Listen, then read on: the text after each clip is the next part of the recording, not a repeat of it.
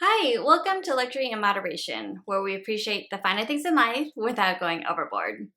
Today I have a very special unboxing because it is my very first luxury branded fine jewelry piece. Most of my other fine jewelry pieces are generic gemstones, nothing like branded. And so I was really interested in getting something this year. I mentioned wanting the Hermes ex-libris bracelet in my wish list earlier this year.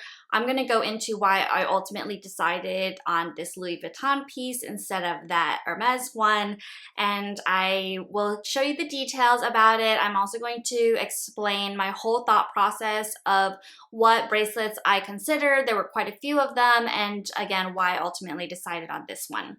But let's first do the unboxing because I'm super excited. So this is the Louis Vuitton box that it comes in. You have the lid that opens like that, and then the front also flips down. So you can see the fine jewelry box nestled in here. And then once you open it, you'll be able to see that I got the Empreinte bracelet. This is what it was called. I actually had no idea about this bracelet. When I was researching bracelets, when I was considering bracelets, for some reason I never came across this particular one on the website. But as I was traveling in Germany a couple weeks ago, I knew I wanted to go into LV to try on some of their fine jewelry bracelets. And in the case was this one. And that is when this bracelet first caught my eye. The sales associate is the one who let me know that it was called the Empreinte collection. And then I tried it on and fell in love. So it was kind of exactly what I was looking for. As I mentioned, I had already considered a lot of different options and weighed the pros and cons of a lot of different styles. So I knew the criteria that I wanted, which we'll go into. So that's why I came home with this one. Before I zoom in on the details of the bracelet and tell you a little bit more about the design, I just wanted to show that in the rest of the box, there's this little drawer here. And what comes with the fine jewelry piece is this travel pouch. So that might come in handy. And then the reason why I have this extra little pouch is because I actually went back to Louis Vuitton after I purchased it because I had a concern. And during that visit, they gave me this to kind of wipe the fingerprints off of it. And so I just got a little extra pouch. So that was super nice of them. So let me take it out of the box and give you the design details. I've already been wearing it for a week straight and there have gotten scratches already. I've been wearing it on my left hand with my watch, so I definitely knew that the metal was going to rub against each other and there were going to be micro scratches, so I was fully aware of that going in. I don't mind it because I want this to be a piece where I wear all the time, and that's why I got this solid gold piece instead of one with a gemstone or mother of pearl. So the piece that I got is in the pink gold. It's not the yellow gold, although there is a yellow gold version of it. You have the two chains on either end of the center circle, and it's not fixed in place, so these chains can move around. You can see that, you know, it could all dangle like that. Sometimes it will move itself while it's on my wrist to kind of be like that, where the circle is on the top two clover loops. But yeah, let's change the camera angle so that you can look at the details. So here is the bracelet up close. On one side of the center design is just plain gold. There's nothing etched on this side. If you flip it over, there's a lot of things etched on here. First, you can see the LV logo at the lower right. Then you have a series of numbers and letters. This is kind of like a serial number, I guess. I'm not sure exactly if every bracelet is different. Then you have an oval shape thing here. I have no idea what it says. And then right next to that oval, there's another little chunk looking like here. And this little piece is why I went back to the LV store the second time. I thought that this was an imperfection. I thought someone had banged it on the counter or something, scratched it somehow, and that this was a fault. So I was very concerned. I was like, hey, I need to go back and exchange this for something that doesn't have that weird scratch looking thing. But when I arrived, they let me know that that imprint there is actually the sign of the designer. So every single piece has that. They let me look at the other bracelets. They let me look at the necklace version of this design, and all of them had this little thing. So just so you're aware, this is not an imperfection. This is just how it comes. Now, if we want to look at the side of it, this is actually the reason why the design is named Empreinte, or imprint in English. The sales associate explained that these little circular imprints on the side of the center design, they took inspiration from the LV trunk. I'll show a picture of mine, but along the edges of the LV trunk, you can see the little nails. And they said that if they ran a smooth metal or leather or whatever over those nails, then you would get these little circular imprints. And that is how they came up with the design. So it's not like the most ingenious thing ever, but it's just kind of like a clever little thing. And I think it adds a beautiful little detail. It helps reflect the light with those concave curves. If you wanted a very plain, more quiet luxury, you could keep it on this side, or if you wanted the LV logo showing, you could flip it over. Another thing you'll note on my bracelet is that it has been scratched up. So I specifically asked the sales associate about that. I knew the answer would be yes, gold bracelets will be scratched up, just like the Cartier Love bracelet, just like the Justin Klube bracelet. All of these metals are not indestructible, and there will be, scratches on it, but that's just part of the beauty of the bracelet. Now, if we move on to the end of the bracelet, you'll see that they have 3 specific sizes where you can clasp the lobster clasp. So you could always put the lobster clasp in between the circles, and that could work as well. The little diamond on the end actually has an LV logo on it, which I think is very understated, elegant, beautiful, just a little touch of interest there.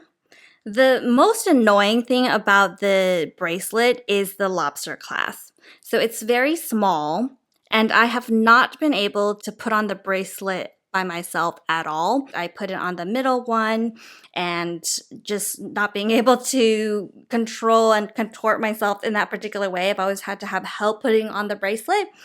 But I also feel like if the lobster clasp was a little bit larger, it would be a little bit less elegant. So I understand why it's so tiny. And I think that's it for the close-up of this bracelet here.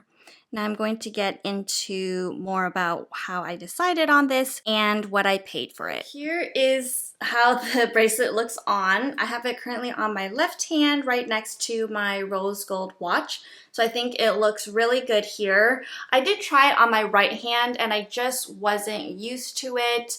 There's also another issue with it that I will go into it in a little bit, but just to show you how it looks. Sometimes it will flip over around on its own, of course, just depending on your hand movements, and I think both sides look great, so I don't care what side it lands on. I love actually how the end dangles. I just love how when it dangles, it kind of really just reflects the light. I like the little diamond shape of it, so I think that looks really great great even when you're just looking at the back of the bracelet. So now that we've all had a good, nice look at the bracelet, I wanted to talk a little bit more about why I chose this one versus the Hermes ex-libris bracelet, which I originally had on my wish list this year. And then I also have mentioned before about the Dior bracelet and a Chanel bracelet. So I'll just go through my thought process of how I ended up actually picking this one.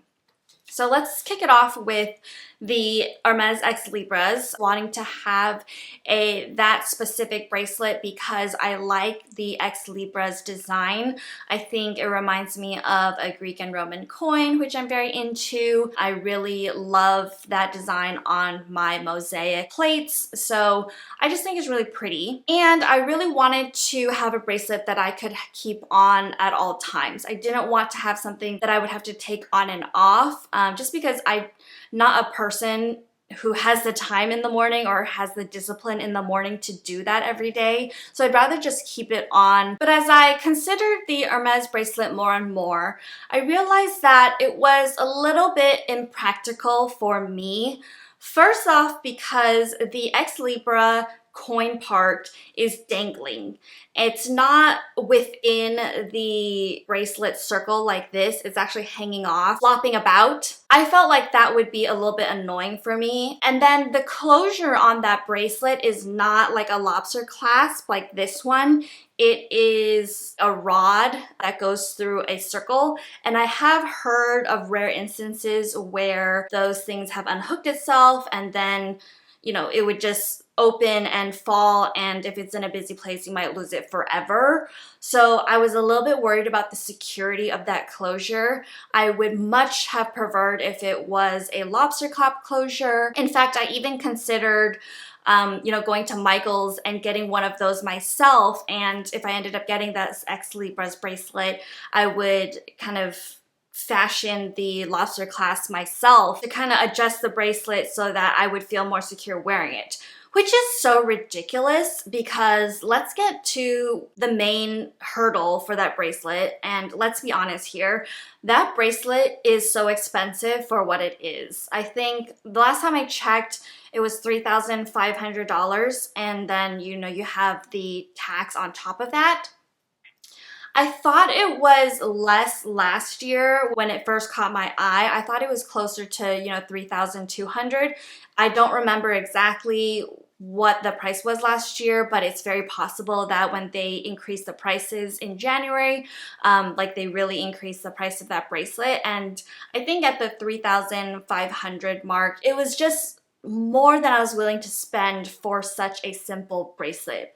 Now, that bracelet does have a very tiny diamond, and so there's a little bit more substance for that bracelet, but we all know that we're paying for the brand name, right? But anyways, so that was the story for the ex-libris bracelet. I did go into the Berlin Hermes boutique and they happened to have it there, so I was able to try it on. Now, it was already after I had purchased the LV bracelet, but I just wanted to be sure about my decision. One of the things that I discovered about the LV bracelet when I first tried it on was that because it was so heavy, this middle part weighs it down, right? So if my arms weren't so sweaty right now, this would naturally, due to gravity, just fall if I had my arms like this. So it was very easy for this bracelet when it was on my right hand to just fall, and then the beautiful part, would kind of be invisible to me, and then I would just be looking at the end of it. So that was something that I actually didn't think of when I was purchasing it. So I really wanted to test that out with the Hermes ex-libris bracelet. Because the coin part is so thin and lighter, I wanted to check if that would still happen, and it did. So I put the ex-libris bracelet on my right hand and I just kept on twirling my wrist over and over. And, eventually, due to gravity, the bracelet is going to twist and that pendant part and that coin part is going to fall and, be invisible basically. So it was the same case for both bracelets. So that's just something to be aware of if you are considering either of these options, that you know, the beautiful part isn't just gonna sit nicely on the wrist and stay there, especially if you're moving your hands a lot. I did really appreciate the opportunity to try that bracelet on in person because then I could really see myself, you know, seeing if I really enjoyed it. And, you know, it was still beautiful, of course. There's no denying that. But it just reinforced for me again how thin and small the bracelet is compared to the price of it, which really is not worth it. You know, obviously if I had all the money in the world, that would be no issue and I would be able to wear that beautiful bracelet. But, you know, we have to make tough choices. And so I'm glad that I went with this one and not that one right now. The other bracelet that I really considered was the Rose Events bracelet. Same issue with that one where it really just wasn't worth the price. The Dior bracelet also has a tiny diamond in it, including tax and all of that. It would have been closer to $3,000 and I just didn't think that this tiny bracelet was worth it. Speaking about prices, let's talk about the price of this bracelet and how I did get a good deal buying it in Europe versus in the States. So currently on the website, this bracelet, which is the Empreinte chain bracelet in pink gold, costs $2,330 retail, plus tax is probably be north of $2,500. I knew that going to Germany, I would be able to save tax at least, so it was worth looking at purchasing it over there. So I wanted to share what the euros was and what I bought it for in USD.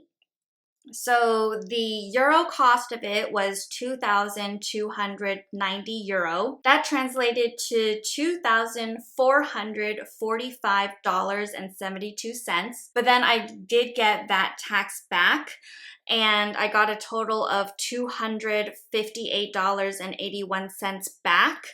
And so my total cost for this bracelet was $2,186. I definitely saved a couple hundred just getting the tax refund. That is another story. Germany does it different than Paris and it's a little bit more complicated. So I do want to create a quick video on that in case anyone's wondering. It was very confusing to me and very cumbersome. So I just wanted to, again, be a resource for everyone in case you are thinking of traveling there. When I was at the Louis Vuitton store, I was also able to try on the Color Blossom star bracelet in pink gold and white mother of pearl, and it was so beautiful. I could not take my eyes off of it, but at the same time, I again mentioned I wanted something that I could keep on while I was showering, and the sales associate did say that, you know, the mother of pearl is a little bit more delicate. You would have to take that on and off, and I just didn't want to deal with that. Then I wanted to also mention briefly that when I was doing my research on what kinds of bracelets I could try on and possibly purchase in Europe, I came across the Bulgari bracelet. So I briefly considered that one as well. It is less expensive, so it retails for 1,490 USD. The story behind this bracelet is that it was inspired by a Roman coin. You know, that's part of the Bulgari heritage. So it actually was something exactly what I was looking for in terms of ideal. However, they have simplified this bracelet so much where the middle is just mother of pearl, very plain. It does have Bulgari around the edge of the middle part of the bracelet. And I was trying to convince myself to buy something like this because I was like, it's a lower price point. It's kind of what you were looking for. It's kind of the same idea of having that pendant part in line with the bracelet and not flopping about like the ex-libris.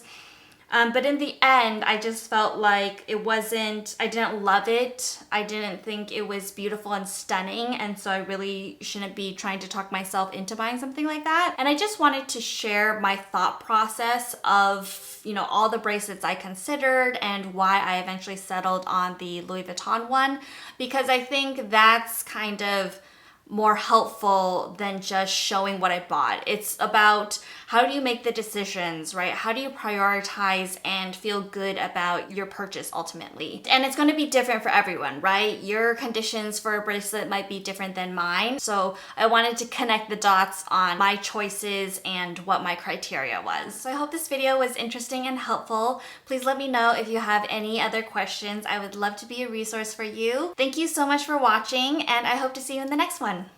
Bye.